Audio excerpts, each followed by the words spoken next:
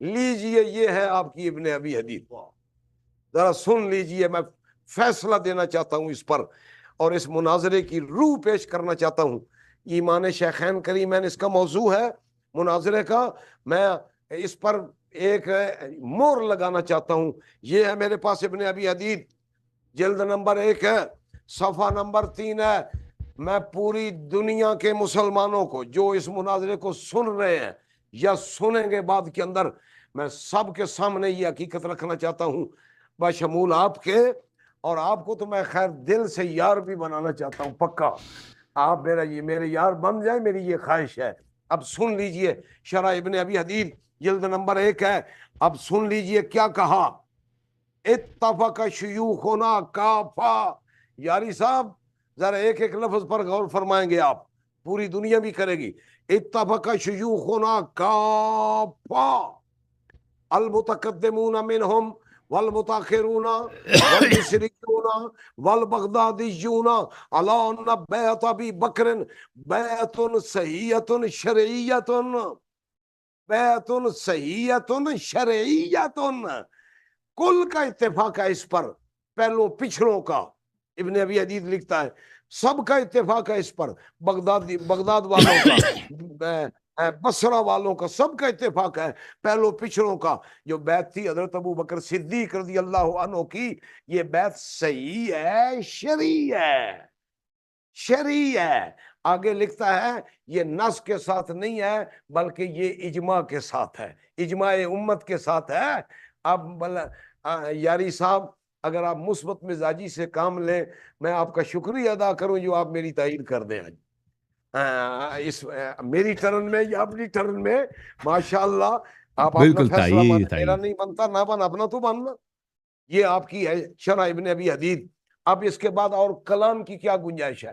جب اللہ نے کچھ نہیں کہا ابو بکر و عمر کو، کہیں آیت میں مجھے نام دکھا دے، کہیں آیت میں مجھے نام دکھا لے کہ اللہ تعالیٰ نے فرمایا ابو بکر و عمر کا ایمان نہیں ہے، کوئی مجھے حدیث دکھا دے ابو بکر و عمر کا ایمان نہیں ہے، پھر آخر میں آپ اپنوں کا تو فیصلہ مان لیں۔ اب یہ تو ہے ابو بکر کی بات، اب آگے آئیے حضرت عمر کے بارے میں۔ حضرت عمر آپ جانتے ہیں یہ کون ہے؟ سبحان اللہ، ان کی بڑی شان ہے، جہاں عمر ہوگا بس۔ ہاں اب سن لیجئے، یہ ہے میرے پاس صفحہ نمبر 59 ابن ابی حدیث کا، یہاں دعا لکھی ہوئی ہے۔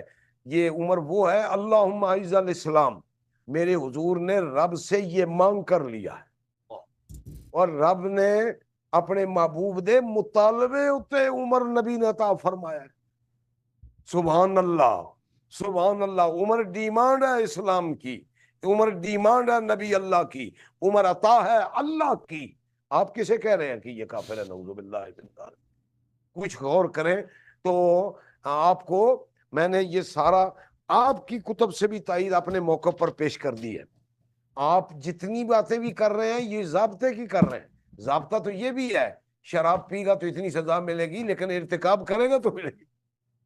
یہ بھی ہر آیت کسی نہ کسی موقع پر نازل ہوئی ہے، اور حکم اس کے بعد ارتکاب ثابت ہوگا تو مرتب ہوگا، ورنہ کبھی حکم مرتب نہیں ہوگا۔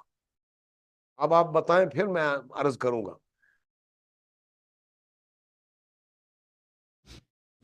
آپ سے اپیل کر رکھی ہے نا میں نے، آپ مان جائیں تو سب سے بہتر صورت۔ اچھی بات ہے، صحیح ہے بھائی، شروع کر دیں۔ عوان صاحب کتنی باری رہتی ہے؟ کتنی آپ سے ہم نے کتنے ٹرن رہتے ہیں؟ 5ویں ٹرن آپ کی سٹارٹ کرنے لگے ہیں۔ اچھی بات، صحیح، 5ویں ٹرن یہ شروع کرنے لگے ہیں۔ تو میرے محترم ناظرین، بسم اللہ الرحمن الرحیم۔ علامہ صاحب نے اپنے گفتگو میں ابن ابی الحدیث کے کتاب سے کچھ عبارات پڑھی ہیں۔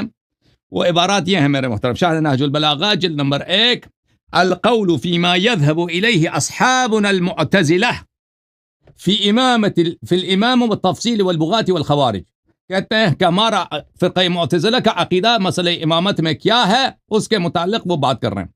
اتفق شیوخنا کافہ، پھر کہتے ہیں کہ ہمارے سب اہل اعتزال کا، معتزلیوں کا اجماع ہے، چاہے وہ بغدادی ہیں، چاہے بصری ہیں، چاہے متقدم ہیں، چاہے متاخر ہیں، کہ ابو بکر کی خلافت شرعی ہے۔ تو ثابت ہو گیا کہ ابن ابی الحدیث شیعہ نہیں ہے، ٹھیک ہے نا، ثابت ہو گیا یہ کہ وہ ابو بکر کی خلافت کو شرعی مان رہے ہیں۔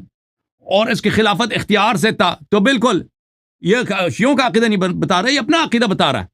اور اسی نے اپنے کتاب میں نقل کیا ہے کہ معاویہ نے حکم دیا کہ ابو بکر کو عمر میں زیادہ سے زیادہ جعلی احادیث بنا دو. تو ٹھیک ہے نا، یہ انہوں نے اپنی ہماری بات کی تائید کی کہ یہ ایک شیعہ ادعا نہیں ہے کہ ابو بکر اور عمر کے فضائل میں جھوٹی احادیث ان لوگوں نے بنا دی ہے، بلکہ ان کے اپنی کتابوں میں لکھی ہے کہ ان کے خلیفے نے اس کی سرپرستی کی ہے. ایک سرکاری سازش کی طرح بنی امیہ فیکٹری بنا کے رکھی تھی ابو بکر عمر کے فضائل، بالخصوص وہ فضائل جو امیر المؤمنین علیہ السلام کے ہیں، ان کے مقابلے میں اسی جیسے فضائل جھوٹی گڑی جائیں ابو بکر عمر کے، ان کے اپنے کتاب میں. الحمدللہ انہوں نے ہماری بات کی تائید کی.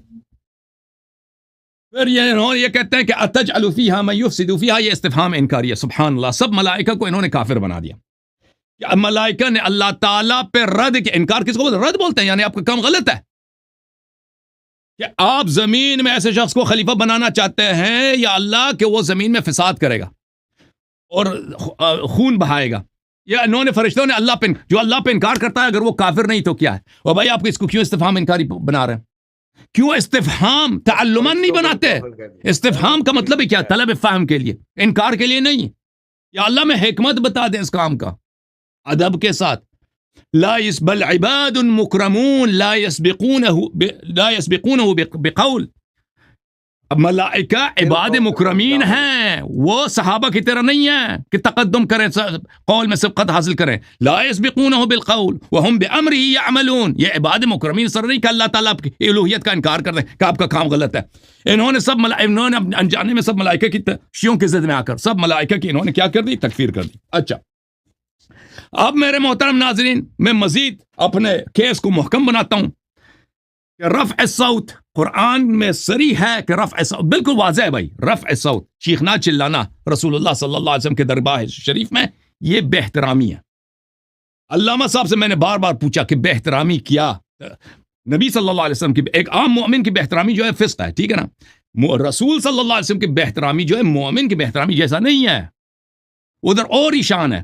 ان سے بے احترامی کفر ہے، یہ تو سب مسلمین کا اجماع ہے. اور بھائی رفع الصوت عند النبی صلی اللہ علیہ وآلہ وسلم عام آدمی کی طرح نہیں کہ اس کے سامنے اپنے استاد کے سامنے، مولوی کے سامنے آپ نے آواز بلند کی، وہ غلط ہے. لیکن رسول اللہ صلی اللہ علیہ وسلم کے بارگاہ میں آواز بلند کرنا یہ خوب بے احترامی اور بے احترامی کفر ہے. ٹھیک ہے نا. یہ تو میں نے سے پوچھا، بار بار پوچھا کہ کیا یہ شیخین نے یہ جو کیا یہ صحیح کیا غلط کیا؟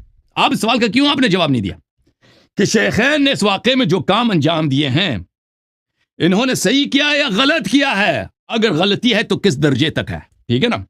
کس رسول پاک صلی اللہ علیہ وسلم کے سامنے چلانا چیخنا یہ میرے محترم ناظرین اذیت نبی ہے، کفر.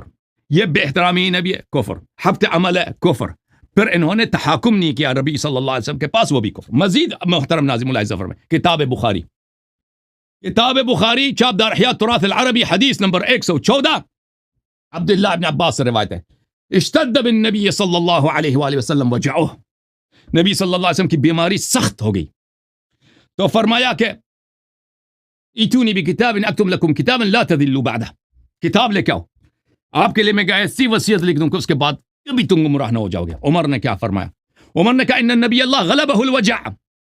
غلط، یہ اب ان کی عقل بیماری کی وجہ سے کام نہیں دے رہی، یہ ان کی عقل یہ غلبہ الوجع. یہ جیسے دوسری روایات میں یحجر، یہ جو ہے حجر کہہ رہے ہیں. اب حجر کس کو بولتے ہیں؟ مولوی صاحب کو پتہ ہوگا. وعندنا کتاب اللہ حسبنا، ہمارے پاس قرآن کافی ہے، حدیث کی کیا ضرورت ہے، سنت کی کیا ضرورت ہے. فاختلفوا وکثر اللغط، یہی کہنے والے اختلاف کیا، وکثر اللغط، آوازیں بلند ہو گئیں. تو یہ نبی صلی اللہ علیہ وسلم کے وفات سے پہلے بھی یہ کہتے ہیں نا، یہ آواز دھیمی رکھتے تھے. نہیں، یہ جب ضرورت پڑتی تھی لوگوں کو یہ چیختے تھے. یہ کتاب صحیح مسلم چاپ دار الفکر حدیث نمبر 1479. یہاں پر میں گیا رسول پاک صلی اللہ علیہ وسلم کے پاس. کون ہے راوی؟ عمر بن خطاب کہتے ہیں.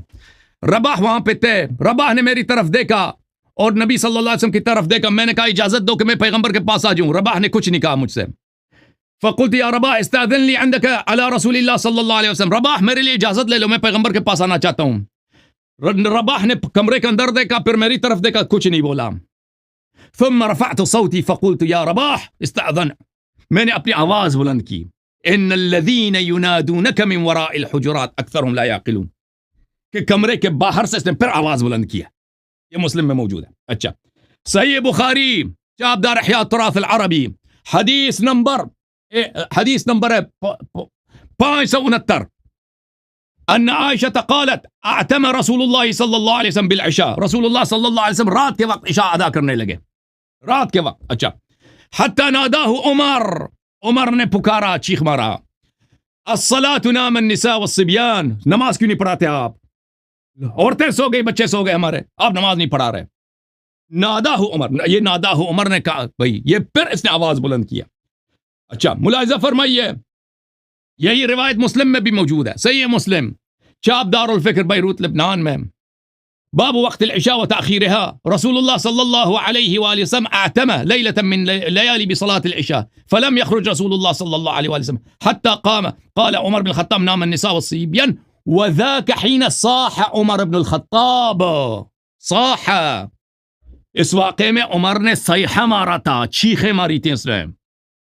رسول اللہ ان الذين ينادونك من وراء الحجرات اکثرهم لا يعقلون. علامہ صاحب یہ تو بار بار, یہ تو آپ کی اپنی کتابوں میں ہے, سینسرشپ کے باوجود کہ آپ لوگوں نے ان کی عزت بچانے کے لیے بہت ساری روایت کو نقل ہی نہیں کیا. اچھا میں مزید آپ کی خدمت میں عرض کروں میرے محترم ناظرین, رفع صوت عند النبی صلی اللہ علیہ وآلہ وسلم حبط عمل کا سبب ہوتا ہے. اور میں نے پہلے ثابت کیا کہ اس ابتدائی ہجرت میں یہ آئے ایک دفعہ نازل ہوئی ہے, انتہائی ہجرت میں دوسری دفعہ نازل ہوئی ہے. تو یہ ان کا کہنا کہ ابو بکر عمر کو پتہ نہیں تھا کہ رسول کی عزت کرنی ہوتی ہے, یہ بالکل ایک بہت ہی مردود بہانہ ہے. تفسیر السمرقندی المسمى بحر العلوم چاپ دار الفکر جزء ثالث, یہاں پر یا ایھا الذین آمنوا لا ترفعوا اصواتکم فوق صوت النبی صلی اللہ علیہ وآلہ ولا تجهروا له بالقول كجهر بعضكم لبعض ان تحبط اعمالكم وانتم لا تشعرون. اس فقرے کے ذیل میں ان تحبط اعمالكم وانتم لا تشعرون ان ذلك يحبطها, يعني ان فعلتم ذلك فتحبط حسناتكم. یعنی جس نے یہ کام انجام دیا اس کے سارے اعمال باطل ہو گئے. آپ کہتے ہیں ہجرت کی ان لوگوں نے باطل ہو گیا جی. آپ کہتے ہیں انہوں نے انفاق کیا, باطل ہو گیا, اللہ نے فتویٰ دے دی. آپ نے کیا, انہوں نے جہاد کیا, اللہ نے کہا باطل ہو گیا. انہوں نے کہا صحبت تھی, باطل ہو گیا, سب کچھ باطل ہو گیا جی. علامہ صاحب جب اللہ نے کہہ دیا کہ جو آواز بلند کرتا ہے, بے ادبی کرتا ہے, اس کے اعمال باطل ہو جاتے ہیں, حبط اعمال ہو جاتے ہیں, اعمال باطل ہو جاتے ہیں. تو آپ کیوں ناز کرتے ہیں ان کی صحبت پر, اور جب صحبت ہی باطل ہے؟ آپ کیوں ذکر کرتے ہیں ان کے ہجرت کا, جب ہجرت انہوں نے خود باطل کرا دی؟ بھائی قرآن مذاق ہے یا قرآن ہے؟ اور آیات قرآن کا آپ تصدیق کرتے ہیں یا آپ منکر ہیں؟ کون بڑا زیادہ بڑا, اللہ زیادہ بڑا ہے, ابو بکر زیادہ بڑے ہیں؟ اور بھائی اللہ کو تصدیق کرو نا. اچھا ونحن نقول الكبيرة لا تبطل العمل ما لم يكفر وإنما ذكرها هنا ابطال العمل لأن في ذلك استخفافا بالنبي صلى الله عليه وآله. ابو لیث سمرقندی فرماتے ہیں کہ عمل سبب حبوط عمل نہیں ہوتا, لیکن یہ ایک ایسا عمل ہے کیونکہ یہ توہین نبی ہے, استخفاف نبی ہے. نبی صلی اللہ علیہ وسلم کے بارگاہ میں عدم مبالات, بے پرواہی ہے. یہ استخفاف نبی ہونے کی وجہ سے یہ عمل محبط اعمال ہے اور یہ کفر ہے.